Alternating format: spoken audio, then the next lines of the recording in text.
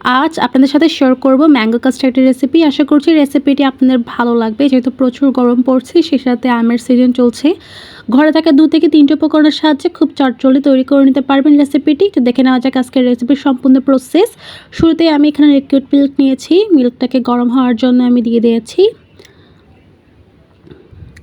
তো মিল্কটা যখন বয়েল হয়ে আসবে, দুধে যখন বলক চলে আসবে, তখন আমি এখানে কাস্টার্ড পাউডার অ্যাড করে দিয়েছি। হালকা দুধ দিয়ে কাস্টার্ড পাউডারটাকে মিক্স করে নিয়েছি। সেটা অ্যাড করে দেওয়ার পর আমি আবারও অনবরত নেড়ে নিচ্ছি যাতে নিচে লেগে না যায়। তো থিকনেস যখন ডাবল হয়ে যাবে, ওই পর্যায়ে আমি অ্যাড করব এখানে স্বাদ মতো চিনি। খুবই অল্প পরিমাণ চিনি আমি এখানে ইউজ করেছি। আপনারা যতটুকু স্বাদ প্রেফার করেন সেই অনুযায়ী দেবেন। সব কিছু ভালো মতো একসাথে নেড়ে নিচ্ছি। দেখতে পাচ্ছেন এই পর্যায়ে আমি সেদ্ধ করে রাখা সাবুদানা দিয়ে দিচ্ছি আমের পিউরে।